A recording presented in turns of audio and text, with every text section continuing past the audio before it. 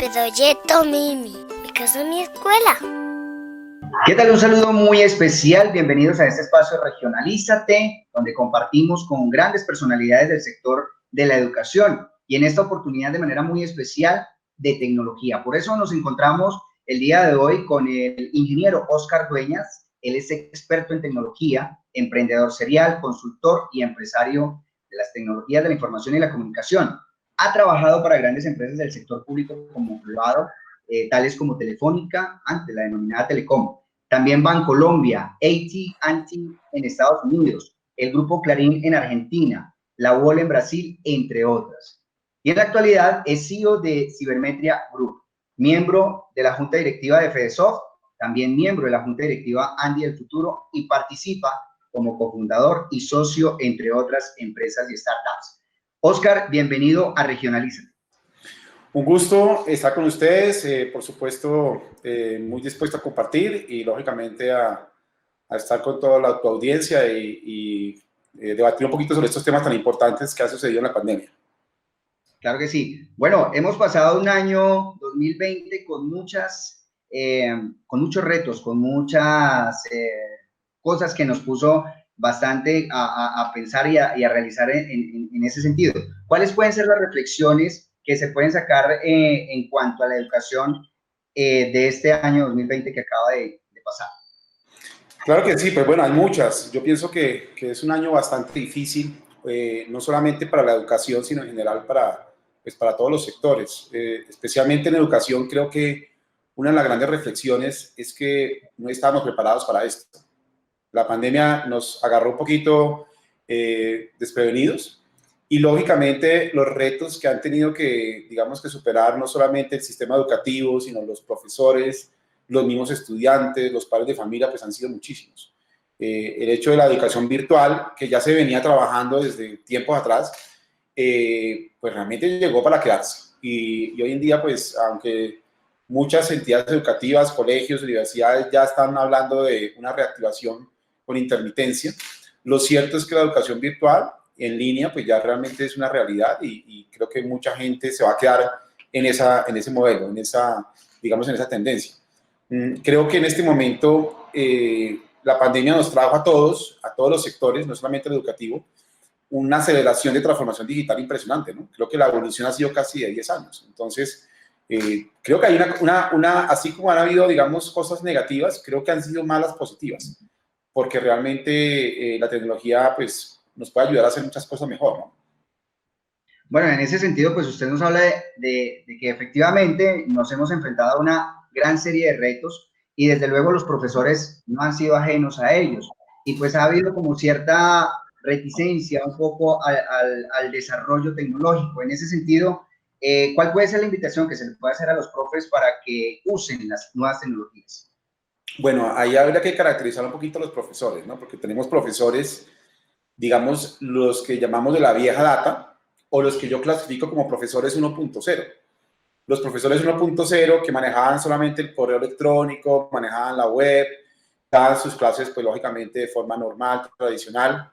Ya existían profesores 2.0 que ya tenían, digamos, un poquito más de herramientas, ya tenían, digamos, herramientas de Google, por ejemplo, de cualquier de estas tecnologías que tanto se conocen a nivel, digamos, educativo. Y ya habían profesores 3.0 que ya manejaban herramientas como Zoom, como Google Meet, todas las que hoy en día estamos usando todos para hacer reuniones, la que estamos usando en este momento aquí en la entrevista. Pero prácticamente los profesores 1.0 se han tenido que subir casi que obligatoriamente a los 3.0, ya casi que todos tenemos que estar completamente nivelados. Entonces, la invitación que realmente podemos hacer a los profesores es que sigan trabajando estas herramientas, ¿cierto? Que vean realmente cómo el computador y cómo la tecnología y cómo el Internet se vuelve realmente un aliado. Para muchos, la tecnología realmente era como un estorbo, ¿no? Como que le tenían pereza a estas herramientas y hoy día nos dimos cuenta que realmente no son tan complicadas, ¿sí? Nos falta aún mucho. Yo pienso que los docentes en general tienen que meterse aún más en este tema. Las posibilidades, la tecnología da muchas posibilidades para los docentes y para los estudiantes de diferentes, digamos que diferentes ramas, preescolar, universidad, inclusive posgrado. Ya hoy estamos viendo inclusive tecnologías como la realidad virtual, la realidad aumentada para básicamente enseñar y pues tenemos profesores que realmente todavía no han entrado en estas nuevas tecnologías, ¿no? Lo que se llama la industria 4.0, ¿cierto? Eso ya es el profesor 4.0. Entonces, imagínense en esa escala, ¿no? De profesor 1.0, 2.0, 3.0, y ya estamos hablando de profesor 4.0 o docentes 4.0. Entonces, hay que trabajar mucho, no solamente desde las escuelas, colegios, universidades, sino también desde el gobierno. El gobierno debe incentivar mucho más para que los docentes se sigan capacitando, para que haya realmente nuevas tecnologías que lleguen realmente a todas las entidades educativas. Y lo más importante, entender que la tecnología realmente es un aliado. Si nosotros entendemos que la tecnología es un aliado, vamos a poder llegar a todas las regiones, a todos los rincones del país, con contenidos de calidad, con educación de calidad. Y ojo a esto que es muy importante, ya lo sabemos, pero no sobra recalcarlo. La educación es lo que puede transformar realmente un país, una región, una ciudad. Entonces, la invitación para ellos realmente es apostarle a la tecnología y a la educación.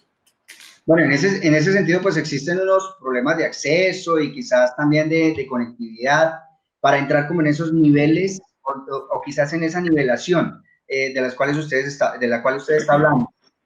¿Cómo qué se podría hacer en ese sentido? Y por supuesto, pues usted manifiesta que los gobiernos deben preocuparse un poco en eso.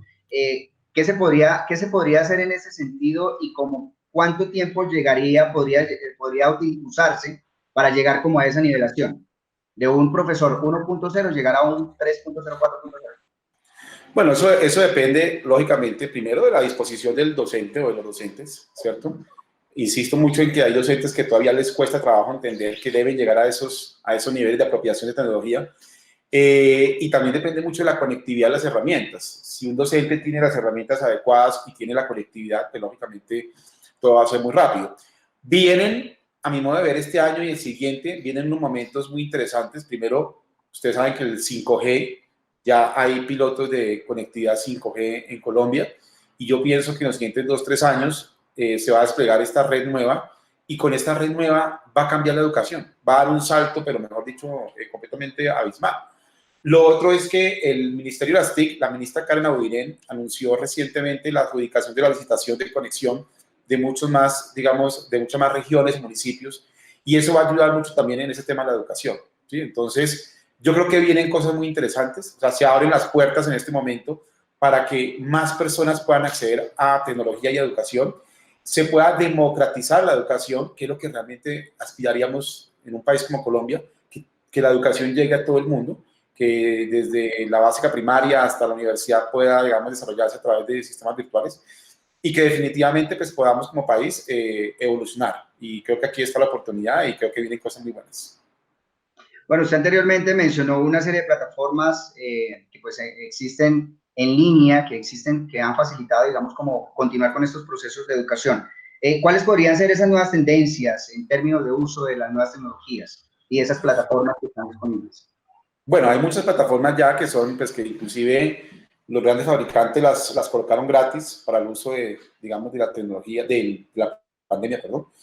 Hay varias, están las de Microsoft, que son buenas, las de Google, están las de Adobe también, pero digamos que inclusive hay herramientas open source también muy buenas, ¿no? Que son gratuitas. Entonces, digamos que hay un abanico de posibilidades donde todos pueden de alguna manera aprovechar. Depende mucho de lo que necesiten, porque realmente cada plataforma se diseña o se usa de acuerdo a lo que yo tenga que trabajar, ¿no? Hay plataformas que son mucho más livianas, mucho más sencillas, hay otras que son mucho más robustas, que son más, digamos, útiles para, sobre todo para el sector corporativo, para empresas. Entonces hay que mirar bien por qué camino, digamos, irse. En ese sentido, siempre es bueno buscar una buena asesoría. Y en cuanto a tecnologías nuevas, disruptivas, pues viene todo esto, la realidad virtual, la realidad aumentada. Yo conozco un caso aquí en Colombia, una empresa bastante interesante, que están creando libros, textos escolares para básica primaria, y los están creando con realidad aumentada. Entonces los niños ya con un celular pueden básicamente ver, lógicamente, el texto, el cuento, y lo pueden ver completamente digital, con los personajes moviéndose. Hoy en día los niños ustedes saben, usan la tecnología casi que de forma nativa, o sea, nacen con el chip, y realmente le pueden sacar mucho provecho a ese tipo de tecnologías nuevas. Viene la realidad virtual también, las simulaciones, vienen cosas espectaculares. Realmente los próximos 10 años van a ser de una evolución impresionante en educación. Entonces, tanto docentes como estudiantes, como empresarios, debemos todos volcarnos a esto, ¿no? A cómo la educación puede realmente apoyar la tecnología, llegar a más personas y ser mucho más impactante. Bueno, en ese sentido, ¿cuál considera que ha sido el mayor reto, tanto para padres, estudiantes, docentes, con la modalidad académica de la virtualidad? Bueno, eso te digo que ha sido un reto muy grande porque yo mismo lo he vivido, o sea, tuvimos que estar con nuestra hija tiene 12 años, ella se adaptó muy bien al tema de la virtualidad, o sea, ellos entraron rápidamente y se adaptaron, pero nosotros como padres teníamos que estar más pendientes ahora de nuestros hijos en la casa, ¿no? Entonces, al lado de ellos, completamente casi que monitoreando lo que estaban haciendo. Creo que uno de los retos, sobre todo para los niños, es vigilar, digamos, o supervisar un poquito más lo que ellos hacen con la tecnología, no solamente con la educación. Y es que ustedes saben que hoy en día existen también muchos peligros, inclusive para los niños.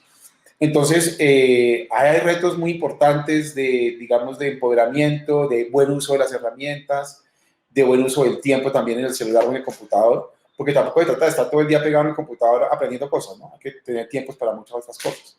Entonces, los retos tienen que ver más que todo con buen uso de la tecnología, apropiación y buen uso de las herramientas tecnológicas.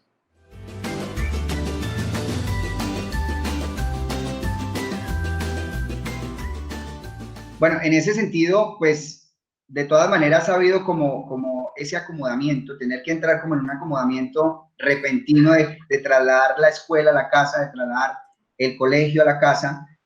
¿Cómo poder como separar esas dos condiciones dentro del entorno de un hogar, por ejemplo? Pues no ha sido fácil, creo que todos lo hemos vivido de alguna u otra forma, los que tenemos hijos y también trabajamos. Al principio fue un caos, realmente creo que a todos nos pasó que las primeras semanas nos tocaba atender a nuestros hijos, atender el trabajo, cocinar, hacer los quehaceres de la casa y fue bastante, a mi modo de ver, bastante curioso y retador. Pienso que es un tema de cultura.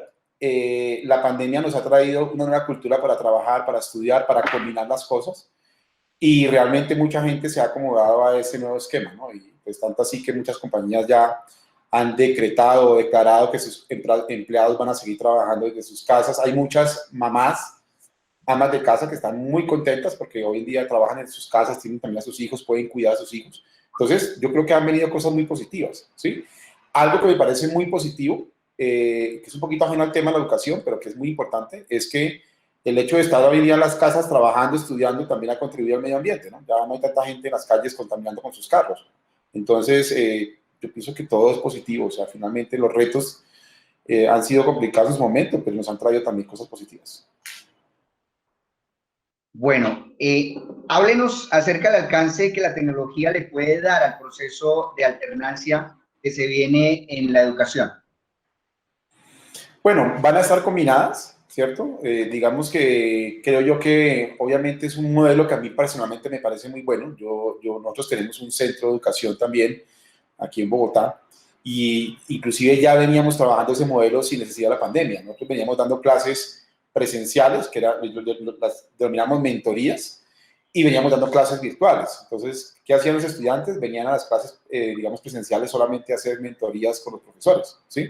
Entonces, creo que es el modelo ganador. Creo que un modelo 100% virtual no deja de ser, digamos, agotador, estar todo el tiempo en una pantalla aprendiendo, así sea con un profesor remoto, y siempre se necesita la interacción. Entonces, este modelo también de alternancia, yo creo que va a permanecer muchos años. O sea me arriesgo a decir que los colegios y las universidades a partir de ahora van a empezar a funcionar, así haya vacunación, así se elimine este virus, van a seguir trabajando en alternancia. Quizás 80% virtual primero, 20% presencial, y quizás después lleguen a un 50-50.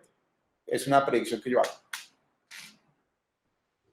Bueno, en ese sentido, y por supuesto, porque le debemos poner como todo el interés a este tipo de procesos, a todo lo que se viene, pues es una nueva realidad, por supuesto.